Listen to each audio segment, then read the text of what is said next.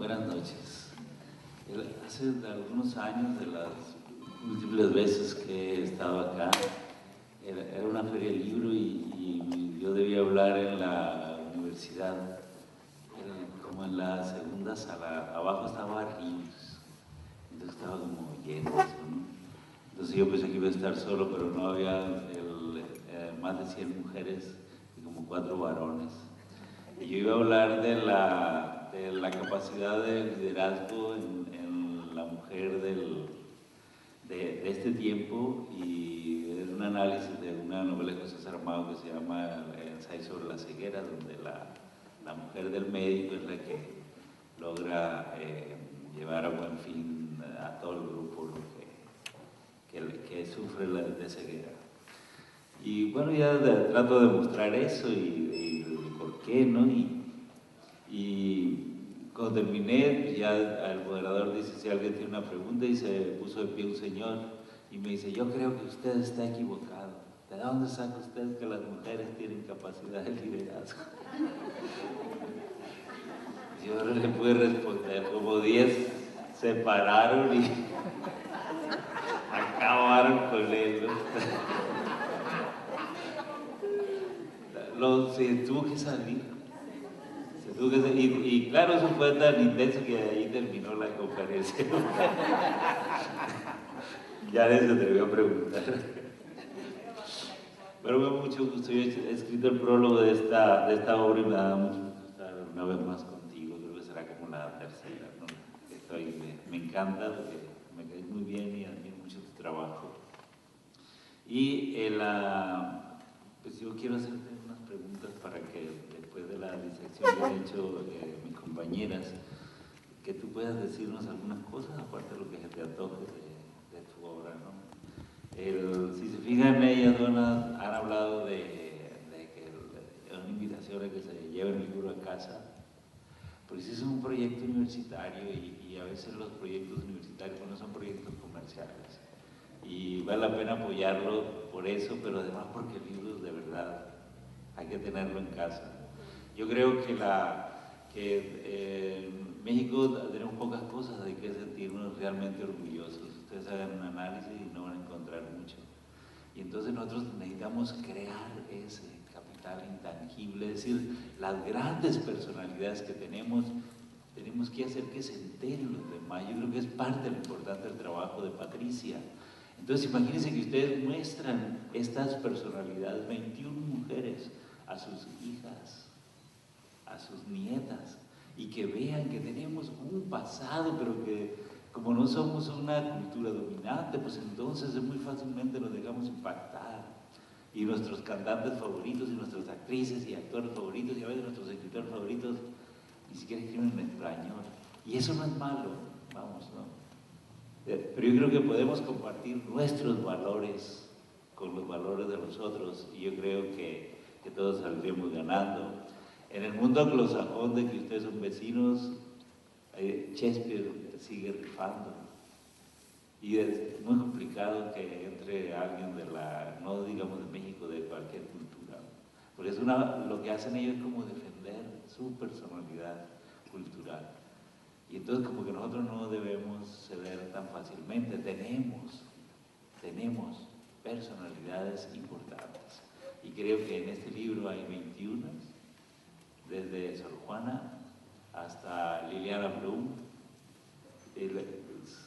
muy distantes en el tiempo, pero creo que unidas en lo que es la intención de ejercer una vocación con todas las dificultades que se pueden imaginar. Entonces yo te felicito de nuevo por tu trabajo. Y bueno, hablando de eso, tú no puedes escapar incólume al análisis, a la lectura de la obra de estas escritoras.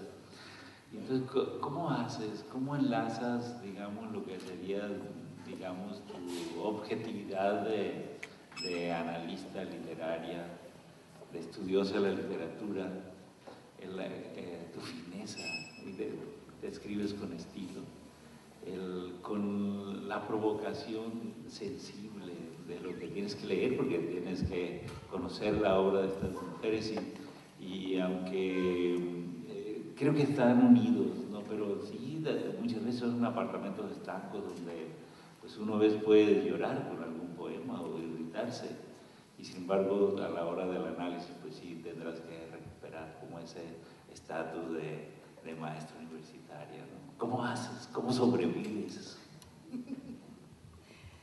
Bueno, pues muchísimas gracias.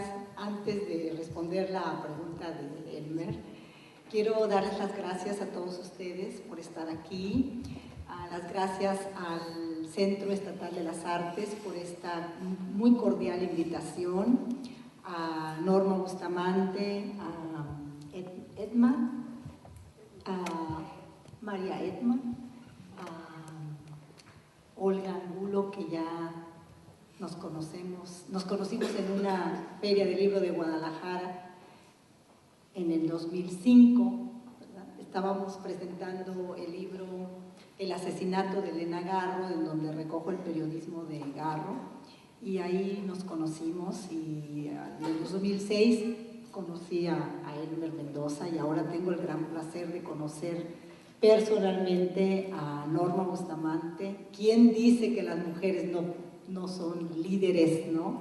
Con una mujer como Norma en este centro. Un aplauso para ella.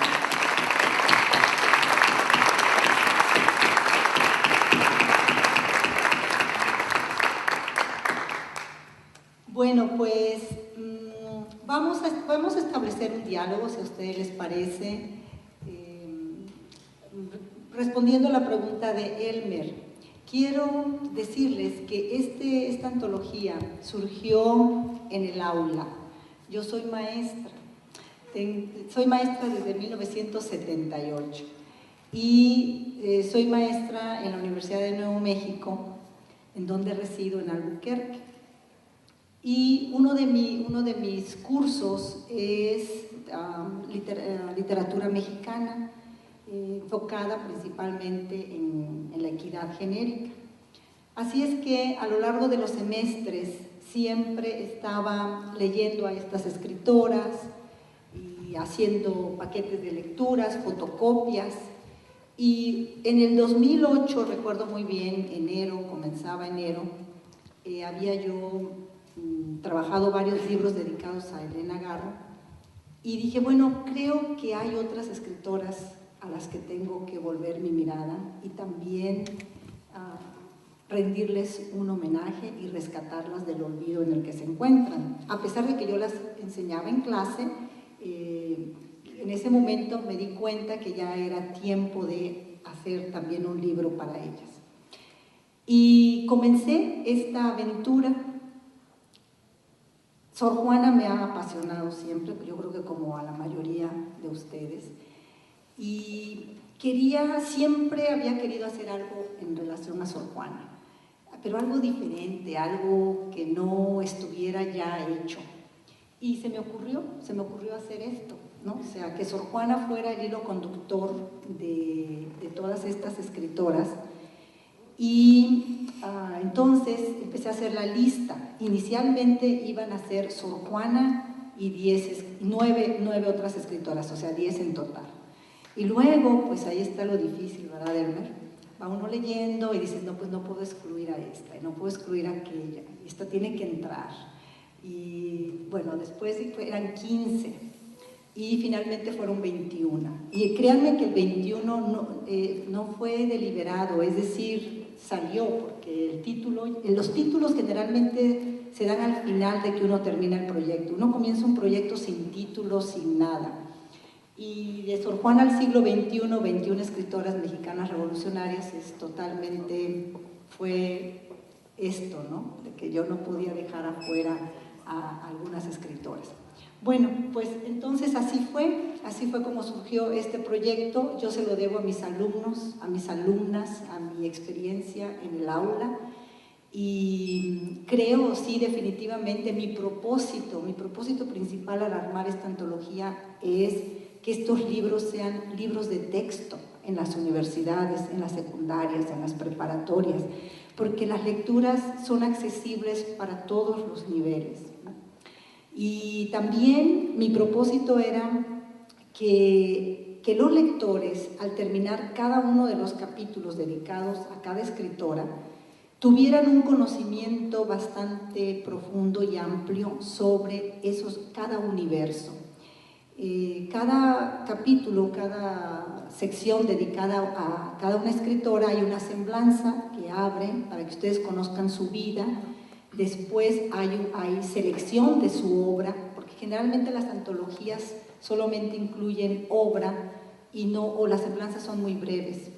Y luego hay una sección que es en torno a la autora, en donde hay entrevistas, ensayos y una bibliografía.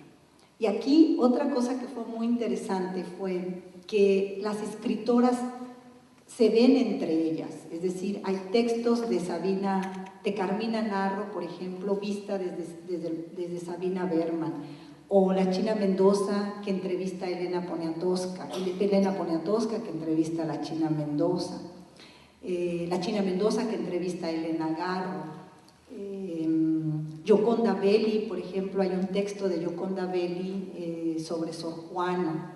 Esta fue una anécdota muy interesante, estaba yo en la FIL en el 2010, no, 8, debió haber sido 8, y Gioconda Belli acaba de ganar el premio Sor Juana. Y yo estaba en el público y el texto era tan bello, el texto que ella leyó sobre su obra más reciente en aquella época, sobre Eva.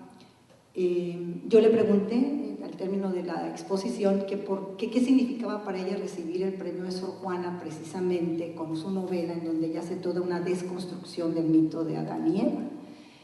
Y me dijo que bueno, pues una pregunta interesante y me respondió. Y al final, bueno, compré el libro y hice la cola inmensa para que ella me firmara y le dije, Gioconda, estoy preparando una antología, obviamente yo no la conocía, y tu texto me fascinaría para mi antología. Y ahí mismo me dio su correo electrónico para que le escribiera y me lo envió. Entonces aquí hay un texto bello sobre Sor Juana, ¿no? Escrito por Gioconda Belli. Y bueno, pues así más o menos se fue construyendo este proyecto. Si ustedes quieren, podemos leer otros poemas, podemos... Antes que te pongas a leer y no te podamos callar. No es verdad. Oye, pero ¿sabes que ahorita escuchándote hablar estaba intentando recordar si había alguna mujer entre Sor Juana y Nahui Olin? Quería preguntarte si encontraste algo, porque fíjate que yo he leído en algún sitio, nunca he leído poemas, que Rosario La Peña, que es la Rosario de Manuel Acuña, que escribía poemas. La verdad no he leído de ella, pero yo una vez leí un trabajo sobre una poeta que se apellida Castro, que es el caso contrario, del siglo XIX también, que es una poeta que fue presa por la iglesia, creo que fue de antes, y le destruyeron todo lo que había hecho y la amenazaron y total que se trabó y no hizo nada. No sé si encontraste algunas escritoras, digamos, que no importa que no hubieran entrado, pero que formaran parte de esta largo tiempo entre Sor Juana y Nahui Olin. Bueno, no soy especialista, esa es una muy buena pregunta porque ya me la han hecho también.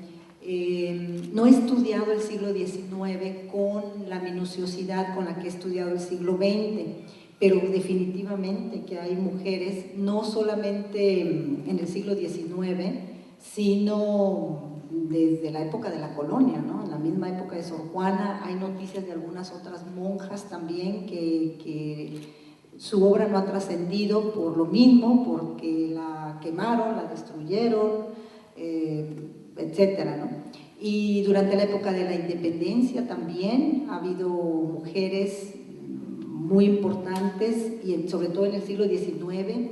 Bueno, y a finales del siglo XIX tengo entendido que no solamente hay poetas, sino también periodistas, y en fin, ahí hay que hacer también un trabajo muy profundo, porque sí hay, definitivamente. Sí.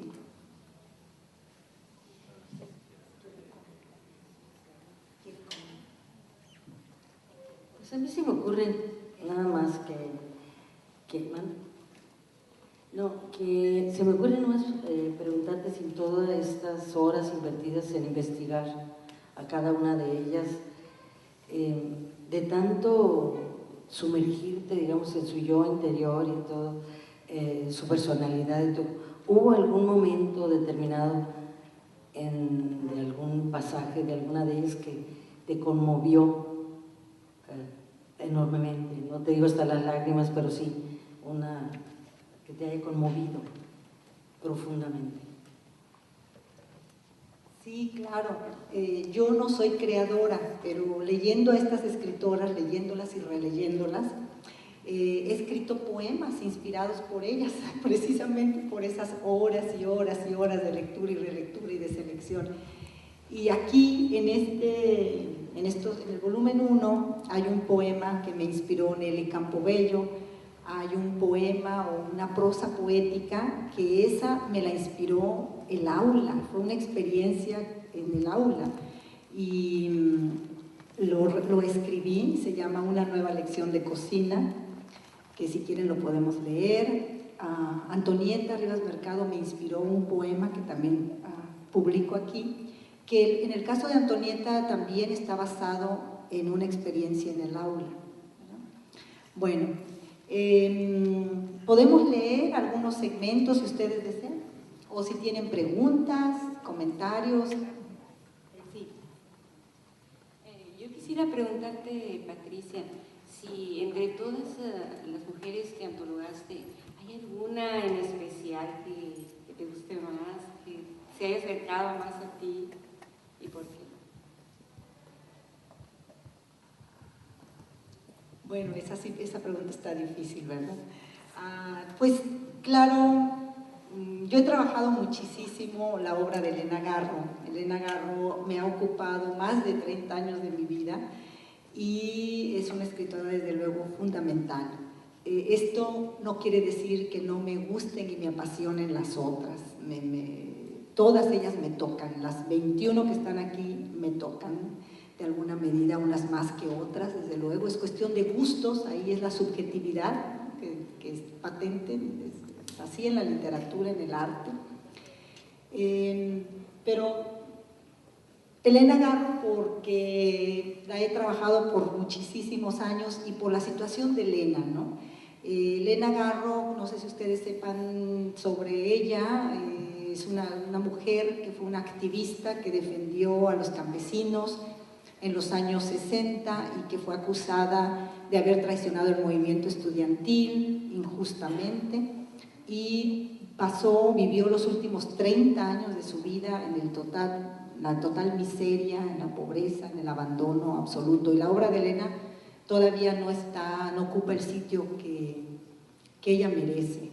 Igual en el caso de Nahui Olin, que acabo de escribir un libro únicamente dedicado a ella, que veo aquí, que es aquí Norma Bustamante, el CEART, están a la vanguardia, ya tiene aquí el libro, el verde que ven ahí. Ese libro lo acabo de presentar en la Feria de Minería el viernes, y es un libro en donde rescato la obra poética y ensayística de Nahui Olin, que ella publicó en los años 20 y 30 y nunca jamás se volvió a reeditar. Es prácticamente obra inédita. Ella escribió 2 poemarios en francés, por primera vez se traducen al español, no por mí, por una traductora de origen italo-francés. Y bueno, puedo leerles un poema de Nahui, si les parece, ¿les gustaría? Bueno, vamos a leer un poema de Nahui.